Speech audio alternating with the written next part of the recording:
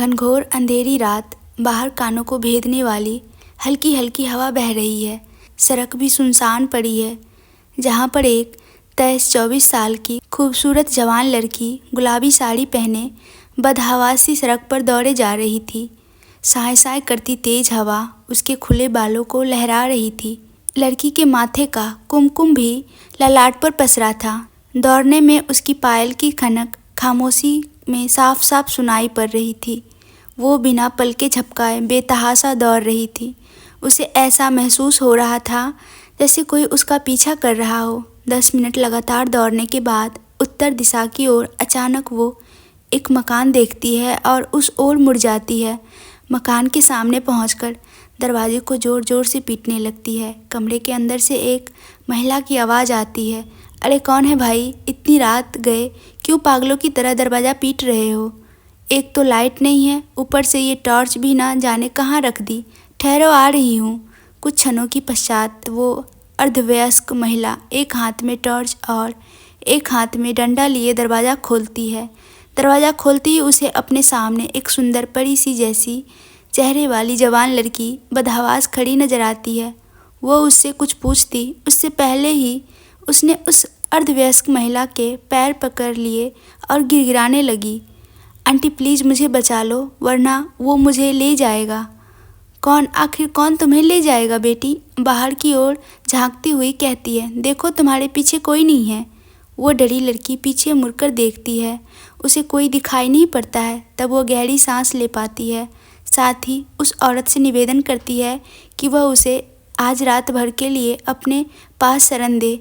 औरत को उस लड़की की स्थिति पर दया आ जाती है। वह उसकी हालत देखकर समझ जाती है कि यह बिल्कुल डरी हुई है, उसके साथ कोई भी नहीं है, इसलिए कुछ पल सोचने के बाद उसे अंदर बुला लेती है।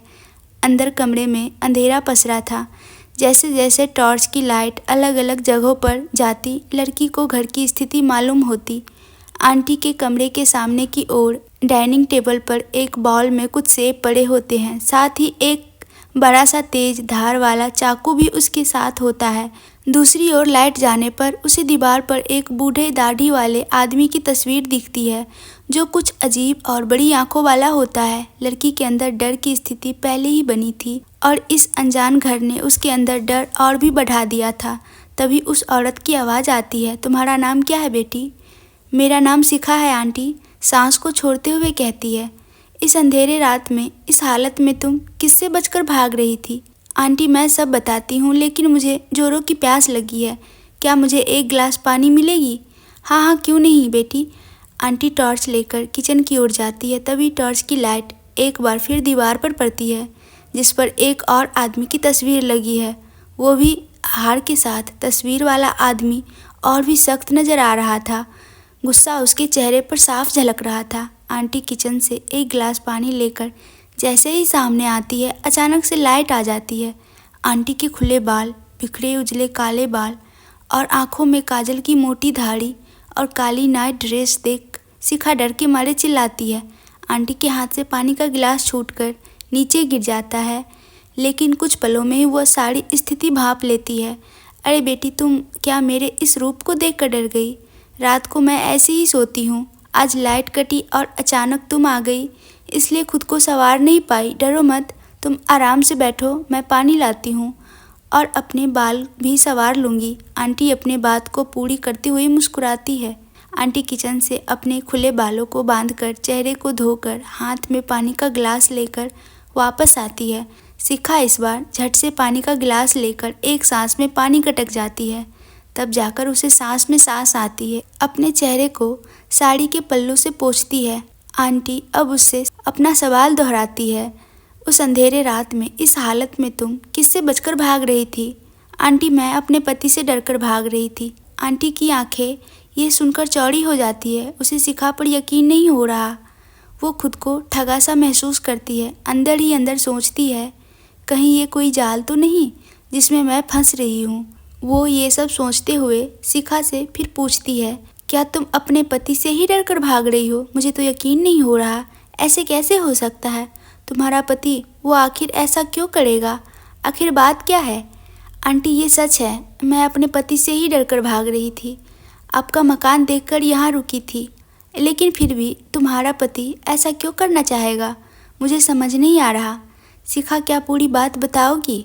जी आंटी, मैं सच कह रही हूँ, मैं अपने पति से ही डरकर भाग रही थी। दरअसल वो क्या है ना आंटी, मेरे पति एक भूत है। शिखा की इस बात को सुनकर आंटी के होश उड़ गए, उसकी आवाज़ ठहर गई, उसका मुंह खुला का खुला रह गया। उन्होंने अपने जीवन में शायद इस तरह की पहली बार बात सुनी थी। वो कुछ बोल नहीं पा रही थी, बस हैरानी से शिखा की ओर देख रही थी। शिखा ने आंटी की स्थिति को भांपा और उसके पास कुर्सी खींचकर बैठ गई।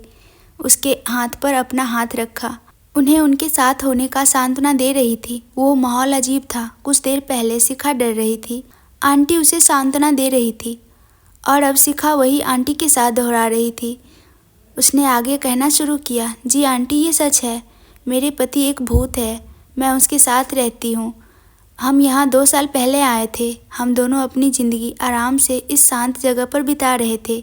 मेरे पति एक ऑनलाइन बिजनेस करते थे, इसलिए उन्हें अपना काम करने में कोई कठिनाई नहीं थी। शहर में उन्होंने सामान रखने के लिए एक ऑफिस ले रखा था और 2 लोग सामान डिलीवरी करने के लिए भी रखा था। वो हफ्ते में 2 बार ऑफिस जाते थे। हमारे यहाँ शिफ्ट करने के 2 महीने बाद जब एक दिन वो ऑफिस से लौट रहे थे, उनका एक्सीडेंट हो गया। उस दिन उन्हें घर पर आने में देर हो रही थी। मैं चिंता में बैठी थी, तभी उसकी कार घर पर लगी। मैं दौड़कर दरवाजे पर पहुंची। जब उन्हें देखा तो उसके सिर पर पट्टी बंधी थी, उसके हाथ पर भी लंबी पट्टी थी। मैं घबरा गई, पर उन्होंने दिलासा दिलाया कि कोई बड़ी बात नहीं। मुझे भी तसल्ली आ गई। फिर जिंदगी उसी तरह हम गुजर बसर करने लगे। लेकिन अचानक एक्सीडेंट के 1.5 महीने बाद एक दिन जब वो ऑफिस गए, मैं एल्बम देखने बैठी, तभी मैं चौंक गई।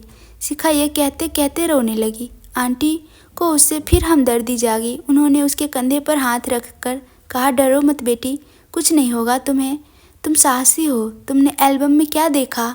आंटी के दिए हौसले की वजह से अपने आंसू पोंछते हुए शिखा ने आगे कहना जारी रखा, आंटी, एल्बम में मेरे पति की तस्वीर नहीं थी। जिन जिन जगहों पर हमने सेल्फी ली थी या फिर फोटो खिंचवाए थे, उनमें मैं मौजूद थी, लेकिन वो उनसे नदारद थे। मैं चौंक गई। जब वो शाम को घर लौटे, मैं उनके पास जाने से कतराने लगी। जब वो पास आए, सामान्य सा व्यवहार करने लगी, लेकिन मेरे अंदर का डर उनके करीब जाने से रोक रहा था।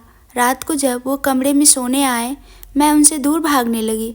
आईने में जब उनका अक्स नहीं देखी, मेरे अंदर का डर और भी बढ़ गया। मैं चिल्लाने लगी, मुझसे दूर रहो, तुम इंसान नहीं हो, तुम एक भूत हो। शिखा, हाँ, मैं मर चुका हूँ। मुझे याद है 1.5 महीने पहले वाला एक्सीडेंट। मेरी कार का स्पीड होने के कारण एक पेड़ से टकरा गई थी। उस हादसे में जब मुझे होश आया, मैंने खुद को अपनी लाश को देखा। मैं डर गया, मुझे यकीन नहीं हो रहा था। लेकिन कुछ देर के बाद एक ट्रक गुजरी जो मुझे देख सकता था। उसने मुझसे मदद देने की बात की, लेकिन मेरी लाश देखकर वह डरकर भाग गया। मैं ये समझ चुका था कि मैं मर चुका हूँ, लेकिन जिंदा आदमी मुझे देख सकता है।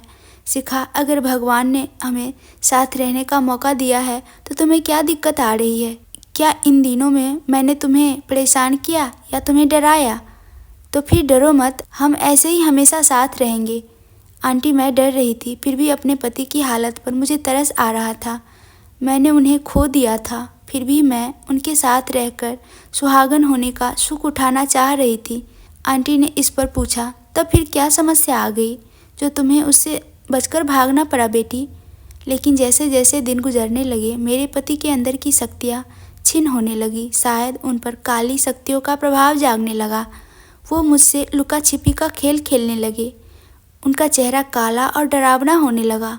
मुझे अब उनसे डर लगने लगा था, फिर भी मैं चुप रहती। लेकिन पिछले कुछ दिनों में उन्होंने एक जिद ठान ली, मैं अब इस तरह और यहाँ नहीं रह सकता। तुम्हें मेरे साथ चलना होगा। उसके लिए तुम्हें भी अपना शरीर छोड़ना होगा। और आज तो हद ही हो गई आंटी। ज्यों ही लाइट कटी, वो मेरे करीब कभी आते, कभी गायब हो जाते। कान में मरने की जिद करने लगे। मेरे चीखने चिल्लाने पर उन्होंने मुझे हवा में उड़ा दिया। फिर मुझसे साथ जाने का सवाल दोहराने लगे। मेरे ना कहने पर कभी मुझे उल्टा लटका देते, कभी दीवार से टक्कर लगा देते। तभी ही लाइट आ गई। वो अचानक से शांत हो गए। मैं हवा से ज़मीन पर धम से आ गिरी। फिर ज्यों ही मुझे समय मिला, मैं उल्टे पैर वहाँ से भाग आई। ये मेरी कहानी है आंटी, मुझे कुछ समझ नहीं आ रहा। अब मैं क्या करूँ, कहाँ जाऊँ? तुम्हारी कहानी अविश्वसनीय के साथ भयावह है बेटी। ऐसा मुझे भी यकीन नहीं आ रहा, लेकिन तुम्हारी हालत मुझे विश्वास करने पर मजबूर कर रही है।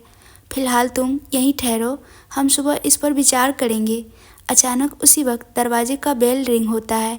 आंटी शिखा को रोककर खुद ही दरवाज़ा खोलने जाती है। दरवाज़ा खोलते ही एक आदमी उसके सामने खड़ा मिलता है। काली जैकेट, काली जींस, काला जूता, आधा गोरा और आधा काला चेहरा और आंखें भी उतनी ही काली। आंटी का पैर डर से कांपने लगता है। वो शख्स कहता है, नमस्ते आंटी, मैं सोमित। क्या मेरी पत्नी शिखा आपके घर आई है? नहीं नहीं, कौन शिखा? मैं किसी शिखा को नहीं जानती। रात बहुत हो गई है, तुम यहाँ से जाओ, अब मुझे सोना है। आंटी घबराई हुई कांपती आवाज़ में सोमित से बोलती है। अचानक सोमित का चेहरा गुस्से से पूरी तरह काला हो जाता है। वो अपना सिर गुस्से में उठाता हुआ आंटी को देखता है। उसकी आंख की पुतलियाँ बिल्कुल ही काली हो जाती है। आंटी वो देखकर घबराकर बेहोश होकर फर्श पर गिर जाती है। शीतलहर की ठिठुरन वाली ठंड में जहाँ सिर्फ हवाओं की सनसनाहट कानों में भेद रही थी, वहीं चारों तरफ के पेड़ों पत्तों का ओस की बूंदें छपाके मार रही थी। इस सुनसान सी जगह पर एक छोटा सा कॉटन और उसकी मालकिन दहलीज पर बेहोश पड़ी, खौफ की गवाही दे रही। इस दरमियान सोमित अपने गुस्से की ज्वाला में धधकता हुआ शिखा को दहाड़े मारकर पुकार रहा है। शिखा, मैं कहता हूँ बाहर आओ, इससे पहले कि मेरे गुस्से की आग इस घर के साथ इस औरत को जला कर राख कर दे, बाहर आओ। शिखा इससे पहले सारी घटना हॉल से देख चुकी थी, लेकिन उसने भी सोमित के भयावह रूप का सामना नहीं किया था, ना ही सोमित की नज़र उस पर पड़ी थी। सोमित की दहलाने वाली दहाड़े शिखा के लिए बिल्कुल नया अनुभव थी। वो अपनी जगह पर बैठी बैठी काँप रही। सोमित की कई बार बुलाने पर भी अपनी जगह से उठ ना सकी, लेकिन ऐसा करके वो सोमित के अंदर की ज्वाला को और भड़का रही थी। अचानक आंटी के घर के शीशे टूटने लगे। यह देख शिखा एक पल को चीख उठी और दरवाजे की ओर भागी। सोमित की नज़र शिखा पर पड़ी। वो खुद को उसके करीब ले जाने से रोक न पाया। दरवाजे की ओर लपेटते हुए सोमित शिखा का हाथ पकड़ लेना चाह रहा था। सीढ़ियों पर पैर रखते ही एक अदृश्य ताकत ने सोमित को झटके से उठाकर दूर फेंक दिया। अपने पति को इस कदर दर्द में चीखता दूर गिरता देख शिखा के मुंह से सोमित के नाम की चीख निकल पड़ी। पति पत्नी का प्यार इस मुसीबत पर भी भारी पड़ गया। शिखा अपनी जगह से उठकर सोमित की ओर दौड़ती। इससे पहले ही उसी अदृश्य शक्ति ने शिखा को भी रोक दिया। इस घटना के बीच आंटी उसी प्रकार बेहोश पड़ी रही। रात अपने शबाब पर थी। घर के बाहर काली शक्तियों का जमावड़ा लग रहा था। वहाँ की फिजा थर्राई थी। सोमित को भी इस भयावहता का अंदाजा न लग रहा था। वो कभी इधर उधर तेज कदमों से दौड़ता, दरवाजे तक पहुंचकर दिल को दहलाने वाली दहाड़े मारता। सोमित की डरावनी शक्ल और उसके दहाड़े शिखा को दहला देती। वो कभी आंटी की बदन को झकझोरती, कभी सोमित सोमित चिल्लाती। कभी कभी शायद सोमित के दिल तक शिखा की आवाज़ पहुंच जाती थी। तब वो भी अपने वजूद को भूलकर एक आम इंसान की भांति शिखा शिखा पुकारने लगता। लेकिन पल भर में ही मंजर बदल भी जाता। वही कहानी दोहराने लगती। दीवार के सहारे दहलीज के पास बैठी शिखा ने हॉल की ओर देखा। उसके होश और भी उड़ गए। कुर्सी पर एक बूढ़ा आदमी, जिसे अपने दीवार पर तस्वीर में देखा था, कोट और पतलून में टांगों पर टांगे चढ़ाकर बैठा पाया। गुस्सा उनकी आंखों से आग की तरह बरस रहा था। वो धीरे धीरे उठने लगा। शिखा बुरी तरह घबरा गई। उसकी आवाज़ पहले ही बंद हो चुकी थी। उसने आंटी की ओर देखा। वो आंटी के शरीर को झकझोरकर उठाने की भरपूर कोशिश करने लगी। उधर बुढ़े के कदम उनकी ओर बढ़ रहे थे। अचानक तभी एक चमत्कार हुआ। आंटी की मूर्छा टूटी। वो अपनी जगह से उठ बैठी। रुकिए रुकिए, मैं कहती हूँ रुक जाइए, ये हमारी बेटी है अनुपमा। बूढ़ा अचानक ठिठक पड़ा। आंटी की ओर देखते ही उसकी आंखों में गुस्से की जगह हैरानी भर आई। उसके पैर वहीं जम गए। शिखा भी इस रहस्य को सुनकर अचंभित रह गई। इस काली रात ने शिखा को आज कई नए अनुभव कराए थे, लेकिन इस राज को जानकर उसकी भी सांसें थम गई। आंटी की आंखों की करुणा देख वो शिथिल हो गई। उसने फिर सोमित की ओर देखा। वो उसी तरह गुस्से में आग बबूला होकर पैरों को उखाड़ रहा था। जमीन पर रखी हुई छोटी बड़ी चीज को अपने जादू से फेंक रहा था, जला दे रहा था। अनुपमा, और ये लड़की कैसे हो सकती है? जी हाँ, ये अपनी अनुपमा ही है। देखिए इसकी आंखें, क्या आपको इसमें अपनी अनुपमा नहीं दिख रही? ये हमारी प्यारी बेटी अनुपमा ही है। अपनी पत्नी की जुबान से ऐसा सुनकर बुढ़े का सारा गुस्सा आंखों से बह निकला। वो भी आम बाप की तरह मासूमियत से शिखा की ओर देखने लगा और उसकी ओर बढ़ा। शिखा अपनी जान बचाने की कोशिश में अपने घुटनों को पेट में छिपाकर दोनों हाथों से खुद को जकड़कर बैठ गई। उसके पास पहुंचकर जमीन पर बैठकर उस बुढ़े ने शिखा को प्यार से देखा, उसकी आंखों में झांका और कहने लगा, हाँ हाँ, ये तो अपनी अनुपमा है वृंदा। हाँ, यही तो मैं भी कब से कह रही हूँ आपको, ये अपनी बेटी है। कई सालों बाद आज अपने घर लौटी है और आप इसे डराए जा रहे हैं। भला कोई बाप अपनी बेटी के साथ ऐसा करता है क्या? नहीं नहीं वृंदा, मुझे पता नहीं था ये हमारी अनुपमा है। मैंने तो समझा ये तुम्हारा नुकसान करने वाली कोई लड़की है, लेकिन बाहर वो शख्स कौन है जो तबाही मचाए जा रहा है? वो उसका पति है जो इसे लेने आया है, मगर वो एक काली छाया मालूम होता है और इसके साथ साथ हम सबका नुकसान कर सकता है। नहीं नहीं बाबा, वो मुझे लेने आए हैं, वो मेरा नुकसान नहीं कर सकते, लेकिन उन पर काला छाया का असर है, वो इसलिए ऐसा कर रहे हैं। शिखा अपने पति का बचाव करती हुई बोली, काली छाया का असर? लेकिन ये सब कैसे हुआ, मुझे बताओ। बाबा, मेरे पति अब जीवित नहीं है। वो एक इंसान नहीं बल्कि एक आत्मा है। उन पर काली शक्तियों का प्रभाव है। वो मुझे साथ ले जाने आए हैं। अच्छा, इसलिए इतना उपद्रव मचा रहा है? क्या सचमुच तुम उसके साथ जाना चाहती हो? नहीं बाबा, फिलहाल मैं उनके साथ नहीं जाना चाहती, लेकिन इस तरह उन्हें बेचैन भी नहीं देख सकती। अगर आपके पास कोई उपाय है जिससे इन्हें इन शक्तियों से दूर किया जा सके तो मुझे बताइए। फिलहाल कोई उपाय नहीं है बेटी, मैं अभी केवल इसे बांध सकता हूँ, पर उससे उसके अंदर की ज्वाला और भड़केगी ही। हमें सुबह होने का इंतज़ार करना होगा, तब ये शांत हो पाएगा और तुम्हें कोई निदान बता पाऊँगा। बूढ़े बाबा की बात सुनकर शिखा चिंता में डूब गई। वो अपने बेचैन पति की ओर नजरें कर बैठ गई। उसे इस हाल में देखकर उसका मन व्याकुल हो रहा था। उसकी आंखों से झरझर कर आंसू बहने लगे। आज रात उसकी दुनिया ही बदल गई थी। जिन्हें कभी देखा नहीं, जानती नहीं, वो उनके माता पिता होने का दावा कर रहे हैं। वही जिनका साथ वो उसकी मौत के बाद भी निभा रही है, वो उनकी जान का दुश्मन बन बैठा है। दूसरी ओर सोमित उस शक्तियों का काट न ढूंढ पाने और अपनी शिखा को किसी और के चंगुल में देख दर्द से तड़प रहा है। उसकी नाकामी गुस्से के रूप में फूटकर बाहर आ रही है। उसे कई तरह की तबाही मचा रखी थी, जिसका मंजर अगर कोई कमज़ोर दिल आदमी देख लेता तो उसकी आंखें बाहर आ निकलती और उसकी सांसें भी उसका साथ छोड़ देती। धीरे धीरे रात ढलने लगी। सुबह की किरण दस्तक दे रही थी। शिखा की आंख उस तरह सोमित पर अटकी रही जब सूरज की किरण आसमान में साफ साफ दिखाई दे रही थी। सोमित शांत और शिष्ट जैसा पेड़ के नीचे बैठा था और चारों तरफ बर्बादी का मंजर पसरा था। शिखा पर नजर पड़ते ही उसे बेहाल देख सोमित दौड़ता हुआ उसके पास पहुंचा, लेकिन वो शक्ति अब भी ढाल बनी थी। शिखा को सुबह की पहली किरण के साथ अपने दुखों के अंत का भरोसा था। उस बूढ़े बाबा की आस उसने अपने दामन में बांध रखी थी। जब सोमित अभी भी उस रेखा को पार न कर पाया और चक्कर खाकर दूर जा गिरा, तब शिखा कहना शुरू किया, बाबा देखो, सुबह हो गई, ये अंदर क्यों नहीं आ पा रहे हैं?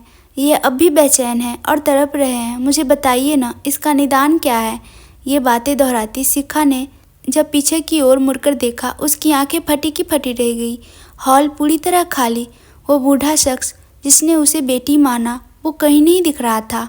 आंटी भी हॉल से नदारद थी। वो उठकर हॉल में बाबा आंटी चिल्लाने लगी। शिखा की नज़र तभी दीवार पर पड़ी। उसने उस बूढ़े की तस्वीर खोजने को नज़र घुमाई। तस्वीर में बूढ़ा जस का तस गुस्से में नज़र आ रहा था। वो अबाक रह गई। उसके अंदर का डर बढ़ने लगा। उसका दिमाग तब और भी घूम गया जब उसने पश्चिम की ओर पड़ने वाली दीवार की तस्वीर पर नज़र दौड़ाई। उस तस्वीर से आदमी की फ़ोटो गायब थी।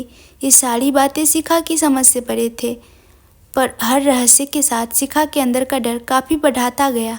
शिखा की हालत खराब होने लगी। ये घर उसे तिलिस्म की तरह लगने लगा। एक समय में उसकी मदद करने वाली आंटी कहीं नज़र नहीं आ रही थी।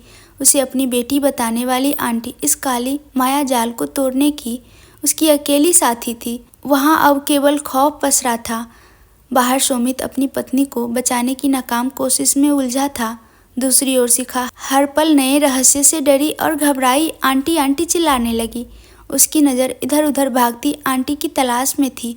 उसके कान खड़े थे। हल्की सी हवा के झोंके को भी डर की वजह से वो पहचान ले रही थी। कमरे की लाइटें ऑफ होने लगी, फिर बल्ब भी फूटने लगे। वहाँ चारों तरफ अंधेरा छाने लगा। दीवार पर काली छाएं उभरने लगी। जब शिखा ने दीवार पर एक ऐसा अक्स देखा जो फांसी के फंदे पर लटकी थी, लेकिन उसके सिर के अलावा उसका धड़ गायब था और सिर किसी और का नहीं बल्कि उस आंटी का था। फिर उस अक्स से रूह को कपकपा देने वाली दर्द भरी चीखें उस मंजर को खौफनाक बनाने लगी। शिखा सनसी ठक रह गई। उसका दिमाग उड़ गया। उसकी नज़र काली होने लगी। तभी आंटी के सिर वाले अक्स से आवाज़ आई, बेटी एक कहानी उसी जुबानी तुझको मिलेगी। हवा में जब नाव चलेगी, रात में जब धूप खिलेगी, आधा चांद आधी नाड़ी जब दिखेगी, तब उसे मार देना वरना वो तुझे ले जाएगा।